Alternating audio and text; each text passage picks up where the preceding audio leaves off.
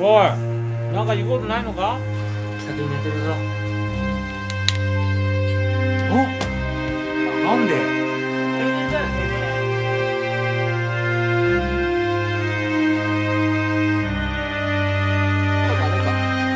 カードが使えません。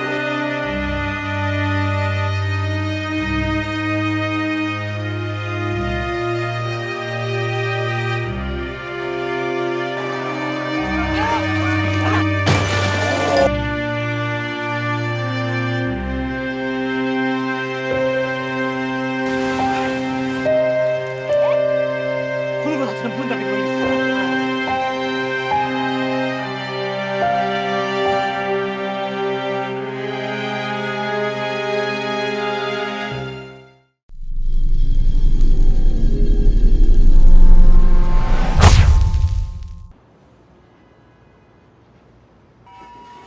Bercerita mengenai sebuah keluarga modern bermarga Suzuki di Tokyo, Jepang. Sang kepala keluarga bernama Yoshiyuki atau Yoshi adalah pekerja kantoran yang merasa dirinya selalu benar di keluarga.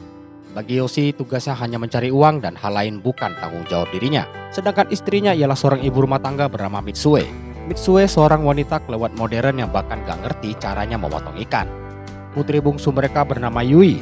Dirinya hanya peduli masalah kecantikan dan hobi bergibah dengan teman SMA-nya. Terakhir putra sulung bernama Kenji yang tidak cocok dengan papanya sendiri. Mereka sangat jarang berkomunikasi yang menyebabkan keluarga ini malfungsi. Hari itu ayah Mitsue mengirimkan hasil bumi dari desa bernama Kagoshima. Sebuah kiriman dari desa itu dianggap hal gak biasa oleh Yui yang sekedar bicara sama kakeknya lewat telepon aja gak mau. Yoshi sendiri sampai di rumah selagi sibuk melepas rambut palsunya, dia minta dilayani bak seorang raja. Saking modernnya keluarga ini, ada serangga kecil pun bisa menyebabkan keributan gak jelas. Dan si Kenji lebih banyak habiskan waktu di kamar. Kalau Yui layaknya anak gadis pada umumnya yang hobi belanja online. Dan baginya, HP lowbat sama dengan kiamat. Itulah sedikit gambaran dari keluarga kecil yang saling tidak peduli satu sama lain ini. 疲れてんだよ。明日にしてくれ。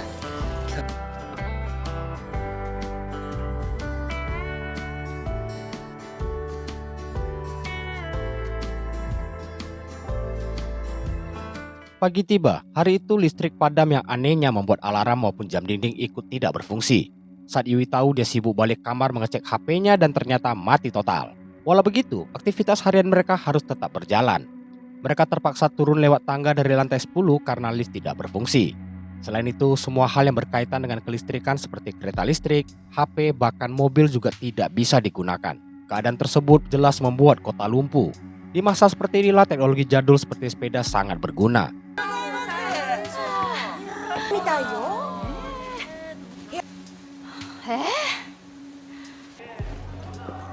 Yoshi sampai di gedung kantor dan bertemu atasannya bernama Ryozo. Karena fasilitas keamanan gedung sangat canggih sehingga pintu utama tidak bisa dibuka tanpa listrik. Berhubung etos kerja orang Jepang sangat tinggi, mereka nekat memecah kaca gedung agar bisa masuk. どちらか代表で名刺いただけますか？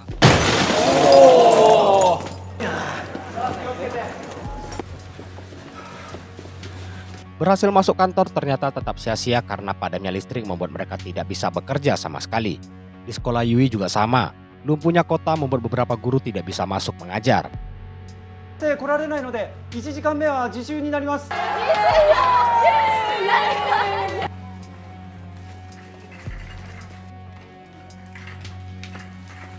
Untuk mengantisipasi keadaan, Mitsue dan para warga berbondong-bondong belanja kebutuhan emergensi. Dan pembayaran cuma bisa tunai karena mesin edisi jelas tidak bisa dipakai, begitu juga mesin ATM.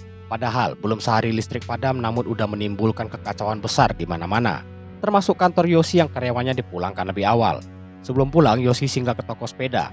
Sampai di sana hanya tersisa 1 unit dan itu pun harganya mehong. Tapi daripada direbut pembeli lain, Yoshi segera membelinya. あ、じゃあこれください。すぐ乗れる？ Singkat cerita, sampai di apartemen hari udah gelap. Saat naik tangga, Yoshi dikagetkan seorang nenek lagi duduk di tangga yang kelihatannya tidak terlalu sehat. Karena Yoshi orangnya cuek, dia teruskan balik ke rumah untuk makan malam bersama keluarganya sambil membuat laporan kerjaan. Beres makan, semuanya kembali ke urusan masing-masing. Hanya Mitsuela yang coba menikmati pemandangan penuh bintang dari balkon. Gak mau menikmati sendiri, dia mengajak Yoshi yang tampak tidak acuh. Barulah setelah kerjanya selesai, dia menyusul ke balkon. Gak lama, kedua anaknya juga dipanggil untuk melihat keindahan alam yang sesungguhnya ditambah ocehan gak penting dari Yoshi. なんで？あれ何？バカかお前は。 3 hari setelah pemadaman, pakaian, piring kotor semua menumpuk karena air tidak jalan. Sekolah juga semakin hari semakin sepi sebab banyak meninggalkan Tokyo. Begitupun kantor Yoshi yang diliburkan hingga listrik kembali menyala. Ryozo pesan ke Yoshi untuk mengungsi ke daerah lain demi keselamatan keluarga mereka. Ryozo sendiri membawa istri dan 3 anaknya untuk pergi berkemah sementara waktu di gunung yang ada sumber airnya.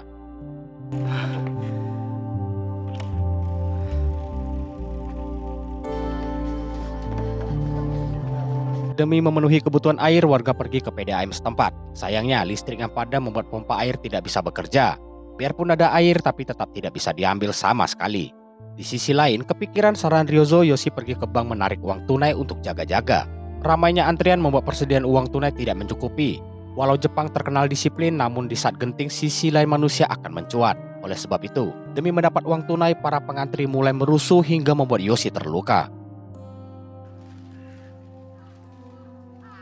Seminggu sudah Tokyo mati listrik. Supermarket kosong, sekolah diliburkan dan para warga apartemen mulai panik. Mereka rapat untuk membahas masalah keamanan, sebab di masa seperti ini mereka takutkan akan terjadi penjarahan. Untuk itu disarankan jangan mengungsi. Mereka yang nekat pergi mendapat hujatan dari penghuni lain. Karena itu para tetangga harus kucing-kucingan saat akan mengungsi.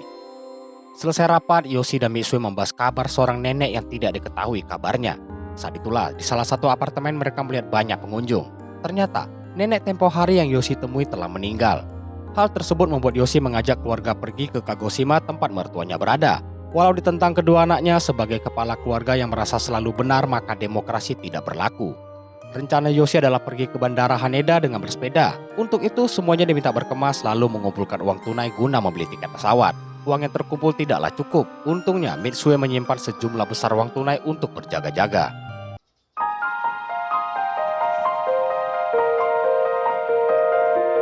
Pagi tiba, agar tidak ketahuan mereka turun sambil mengendap-endap. Sampai di bawah, sepeda mereka hanya 3, berarti Yoshi akan membonceng istrinya. Di masa seperti itu, Yoshi masih juga mengomel karena melihat Kenji membawa ponselnya. Selain itu, dia juga mengomentari Mitsue yang masih memakai bulu mata palsu. Padahal dirinya sendiri juga pakai rambut palsu. Beres berbacot ria, perjalanan menuju Haneda dimulai.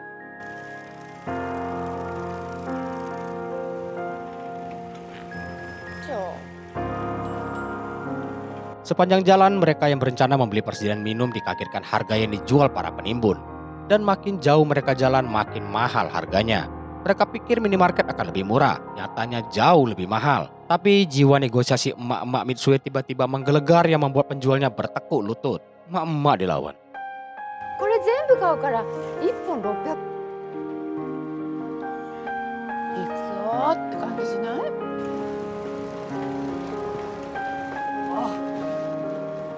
Singkat cerita, mereka akhirnya tiba di Bandara Haneda. Masalahnya, fenomena tidak berfungsinya kelistrikan ini terjadi di semua jenis barang termasuk pesawat. Polisi berusaha menjelaskan yang terjadi, tapi para warga menolak percaya sehingga mereka terobos masuk ke landasan. Lihat itu, keluarga Suzuki segera kabur mencari selamat.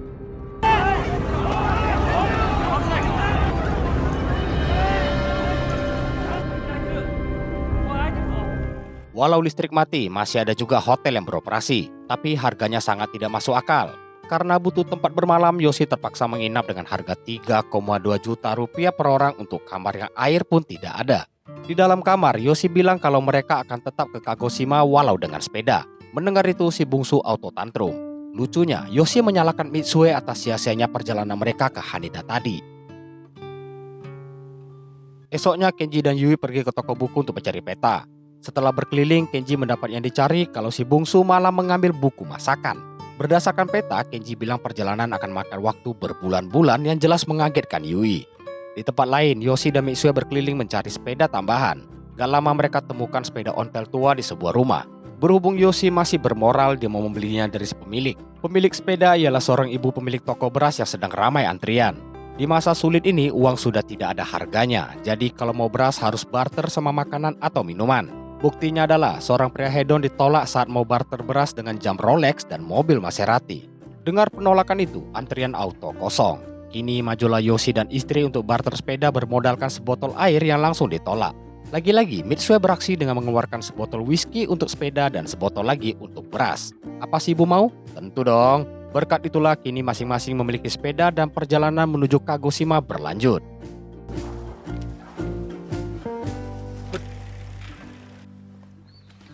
Yoshi si maha benar rupanya nggak ngerti baca peta yang membuat mereka hanya berputar ke sana kemari. Hebatnya dia malah menyalakan peta yang diambil Kenji. Untuk menengahi, Mitsue mengajak mereka lewati jalan tol. Sampai di persimpangan mereka kaget melihat banyaknya orang yang meninggalkan Tokyo. Bagaimanapun perjalanan harus diteruskan. Jadi keluarga ini mulai mengayuh sepeda menuju tujuan sembari menikmati keadaan.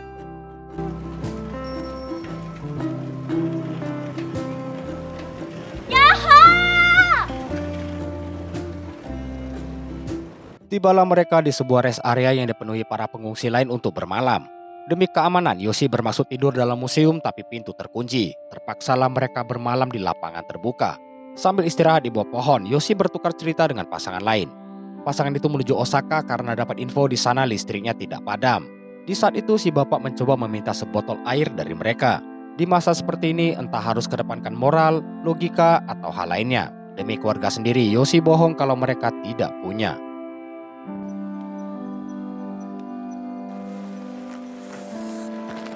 Tengah malam, Kenji yang terbangun kaget waktu lihat ada yang mau mencuri air mereka. Yoshi yang bangun juga segera menyuruh Kenji mengejarnya. Karena itu, aksi kejar-kejaran terjadi di tengah malam hingga ke bawah jembatan.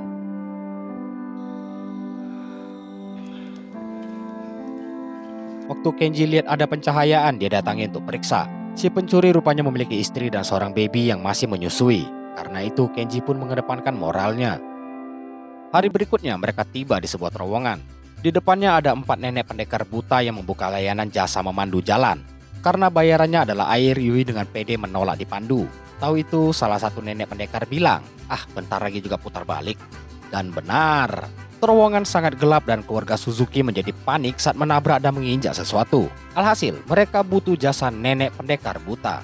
Mungkin cuma mereka yang bisa jalani profesi ini ya. Gokil.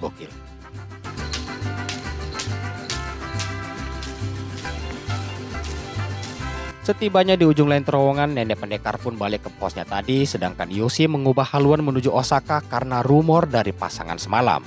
Lalu 16 hari berlalu, semua persediaan makanan dan minuman mereka habis. Begitupun korek kayu yang tersisa 4 batang. Dengan pede Yoshi bilang dia bisa nyalakan api ala manusia primitif. Tak betul nggak ada nih? Lalu karena nggak ada air, Yoshi sok ngide dengan minum air dari sungai padahal udah dilarang. Sontak dia kena batunya. Di tengah perjalanan mendadak hujan badai, karena itu mereka berhenti untuk berteduh di bawah jembatan. Saking kencangnya angin, sepeda mereka sampai berserakan kemana-mana. Di saat itu jugalah Yoshi nggak tahan lagi dan ngibrit mencari semak-semak karena dia diare. Minum tuh air sungai. Minumlah.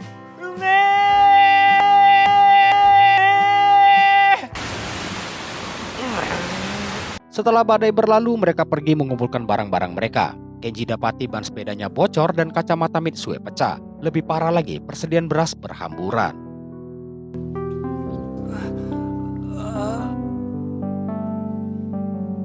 Mereka tiba di sebuah kota yang udah mirip kota mati. Kelaparan dan kelelahan mulai menghinggapi Yoshi. Di sisi lain, kedua anaknya pergi mencari makanan hingga sampai di sebuah pusat perbelanjaan. Di masa seperti itu, semua persediaan penting tentu kosong. Jadi mereka mencari apa yang bisa diambil, terutama tambal ban bagi Kenji. Lucunya dengan wajah riang gembira, Yui memamerkan makanan yang dia temukan. Tahu apa? Makanan koceng. Jadi memeng lah mereka.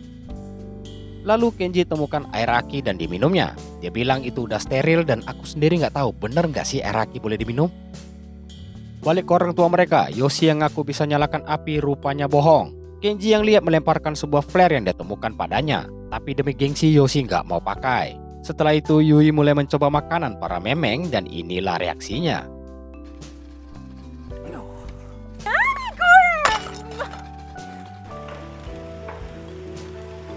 Hari ke-22, keluarga Suzuki bertahan hidup dengan makanan memeng dan air aki. Lalu, tanpa disangka mereka bertemu keluarga lain. Terlihat perbedaan kedua kepala keluarga. Yang satu mempersiapkan keluarganya sedari dulu hingga di masa kritis ini mereka tetap bisa menikmati hidup. Yang satu, karena gengsi dia mencopot label makanan memeng biar nggak malu. Di momen itu Kenji bertanya cara mendapat air dan makanan. Kepala keluarga bernama Toshio dan istrinya bernama Shizuko mengajari mereka dengan sangat detail. Lalu mereka pamerkan makanan kering yang diasapi agar bisa tahan lama. Gak lupa jenis dedaunan serta serangga yang bisa dimakan. Saat keluarga Suzuki berkumpul, salah satu anak Toshio memotret mereka dengan kamera analog. Tahu itu, Yui memberinya alamat agar suatu hari kelak foto itu bisa dia kirimkan ke mereka. Kemudian, perjalanan kedua keluarga berlanjut, dan si Yoshi saking gengsinya ngebut jalan di depan. Mereka istirahat di sebuah jembatan, yang satu minum air sulingan alam, yang satu minum air aki. Ini. Di saat bersamaan lewat sekumpulan tentara yang hendak bermigrasi ke area lain. Toshio dekati dan mendapat info mereka datang dari pembangkit listrik yang ternyata tidak alami kerusakan apapun. Selain itu, para tentara juga nggak tahu mengenai kebenaran listrik yang nyala di Osaka.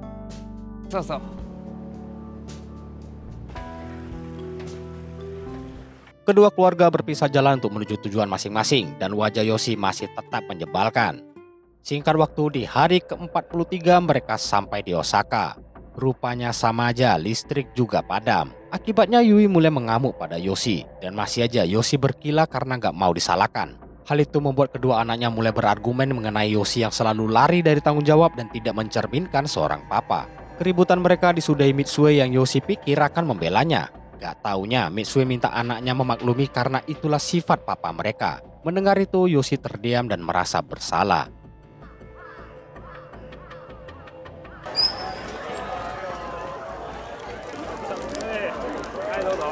Gak lama keliling, mereka lihat sekumpulan warga lagi pesta seafood yang mereka jarah dari sebuah wahana akuarium. Melihat begitu melimpahnya makanan yang dibagikan gratis, mereka buru-buru ikut mengantri. Sialnya, saat sampai di mereka, makanan habis tak bersisa. Di momen kelaparan seperti ini, Yoshi sampai bersujud meminta sedikit makanan untuk anak-anaknya. Sayang, semua sia-sia karena makanan benar-benar habis.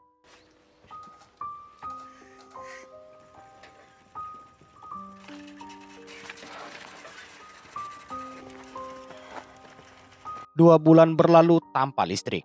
Keluarga Suzuki yang kehabisan makanan dan minuman berhenti di sebuah padang luas. Saking laparnya, Yoshi berniat memakan ulat daun. Tapi niat itu dia batalkan karena melihat seekor bebong. Tanpa berkata apapun, dia berjalan ke arah si bebong yang disusul lainnya. Mereka berjalan pelan, lalu pengejaran pun terjadi. Bebong yang gak mau dijadikan makanan ini berusaha keras melawan sehingga aksi kejar-kejaran tidak terhindarkan.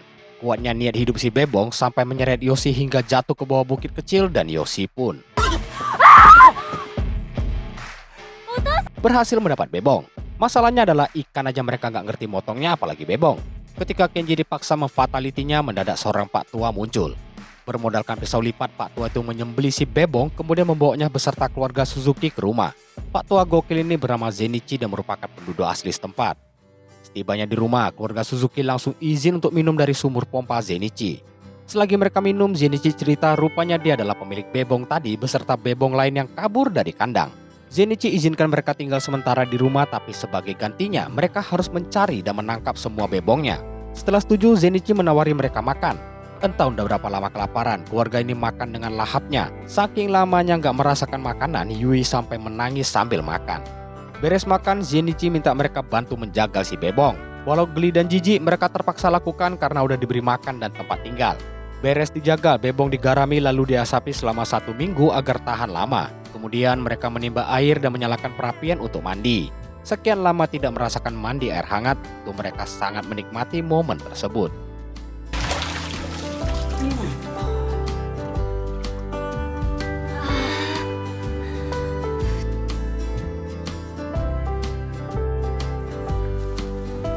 Besoknya, keluarga Suzuki berubah peran menjadi pemburu bebong. Dengan kerjasama apik, mereka mengejar sekumpulan bebong ke sana kemari hingga akhirnya semua bebong berhasil dikembalikan ke kandang.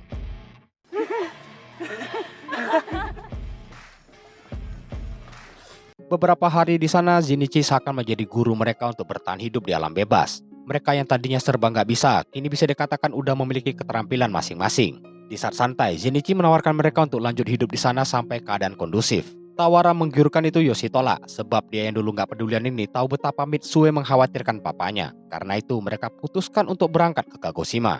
Sebelum pergi, Zenichi pamerkan daging bebong asapnya. Dia juga berikan sebagian besar sebagai bekal perjalanan keluarga Suzuki. Dan akhirnya mereka berpisah dengan sang penyelamat untuk menuju Kagoshima.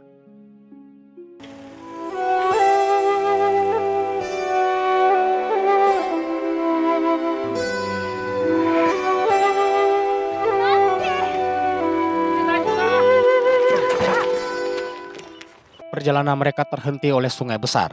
Yoshi yang biasanya marah kini lebih tenang dalam menghadapi masalah. Saat Yui menyalakan Kenji, Yoshi gerak mengumpulkan kayu dan tali untuk dibuat rakit. Lihat itu yang lain segera membantunya. はい あ、こっちだな。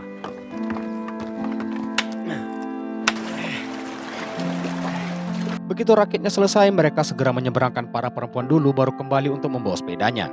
Dengan kerjasama antara Yoshi dan Kenji, Mitsue dan Yui berhasil diseberangkan. Lalu Yoshi dan Kenji kembali untuk menjemput sepeda, namun hujan mendadak turun. Gak mau buang waktu, Yoshi paksakan untuk segera nyebrang. Mereka berenang membawa sepeda dan perbekalan lewati sungai di tengah badai. Akibat derasnya arus sungai, keadaan berubah mencekam. Apalagi satu persatu sepeda mulai tenggelam. Karena itu, Kenji minta papanya tinggalkan barang bawaan dan segera berenang ke tepian. Tapi sesuatu terjadi pada Yoshi.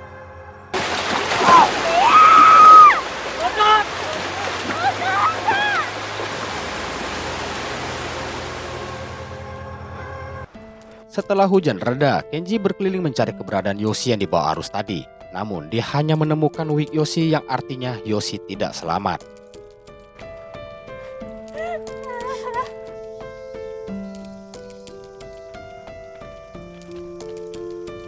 3 bulan sejak hari pemadaman, kehilangan Yoshi membuat Mitsue begitu sedih. Gak mau mamanya larut dalam kesedihan, Kenji berusaha menyemangatinya untuk teruskan perjalanan. Untuk mengisi perut, mereka berjalan sambil makan siang. Di saat bersamaan, Yui melihat kemunculan seekor dogi. Karena sok ngide, dia coba menggoda si dogi dengan daging bebong. Gak taunya, potongan daging itu langsung direbut si dogi. Lebih gawatnya, dogi tadi membawa serta gengnya untuk merebut persediaan makanan mereka. Saat berusaha pertahankan bekal, Mitsue terjatuh ke bawah bukit. Kedua anaknya segera menyusulnya ke bawah dan dapati kaki Mitsue luka parah dan tidak mungkin sanggup berjalan. Keadaan bertambah parah kala para dogi yang kehabisan daging kini menjadikan mereka calon mangsanya. Sadar tidak mampu melawan, mereka hanya pasrah dan mengharapkan keajaiban. Dan di saat genting inilah bantuan gak terduga datang.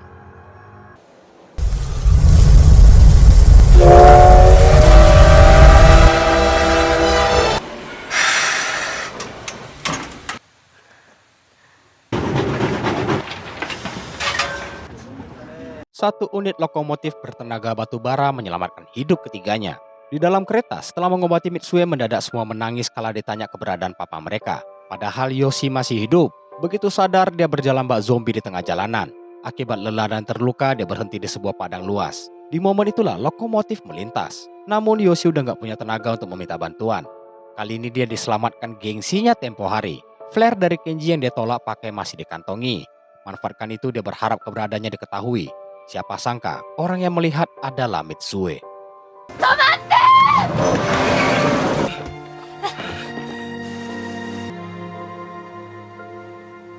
Kenji dan Yui langsung berlari menjemput sang papa. Alangkah bahagianya mereka dapat kembali bersatu. Di kesempatan ini mungkin untuk pertama kalinya mereka saling bertukar cerita sebagai keluarga. Kemudian Mitsue menyerahkan wignya pada Yoshi. Yoshi yang telah meninggalkan segala ego dan gengsinya memilih membuang wig tersebut. Mendadak, semua penumpang menutup jendela namun tidak dengan keluarga Suzuki. Lokomotif lantas memasuki terowongan. Sontak, asap hitam menyerbu masuk dari jendela mereka yang membuat semua auto cemong. Tapi, hal kecil seperti itu kini membawa tawa bagi keluarga ini.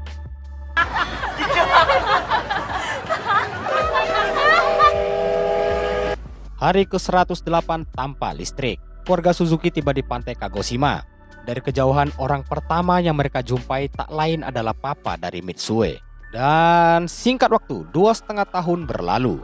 Hidup di desa, Yoshi dan Kenji kini menjadi nelayan untuk kumpulkan bahan makanan bagi warga. Sedangkan Yui belajar keahlian menjahit. Kalau Mitsue dia asik bercocok tanam di kebun papanya.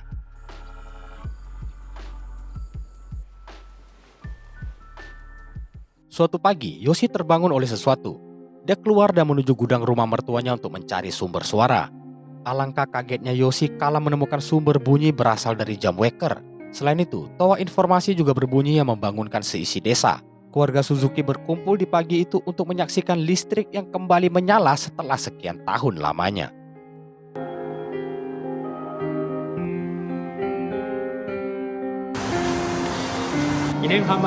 Fenomena padamnya listrik terjadi di seluruh dunia. Namun tidak ada satupun yang bisa memberi kepastian penyebabnya. Dan ujungnya pasti berakhir ke teori konspirasi. Mau bagaimanapun itu sudah menjadi masa lalu. keluarga Suzuki kini kembali ke hidup mereka dengan membawa perubahan besar dalam diri masing-masing.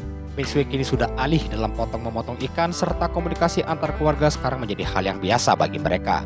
Gak lama Kenji dan Yui berangkat sekolah, Mitsue menyusul karena Yoshi kelupaan bekalnya. Setibanya di bawah, terlihat kini keluarga ini begitu harmonis. Di momen kumpul itu, seorang tukang pos memberikan surat pada mereka, dan ternyata isinya adalah foto masa perjuangan mereka di kala listrik padam. Tamat.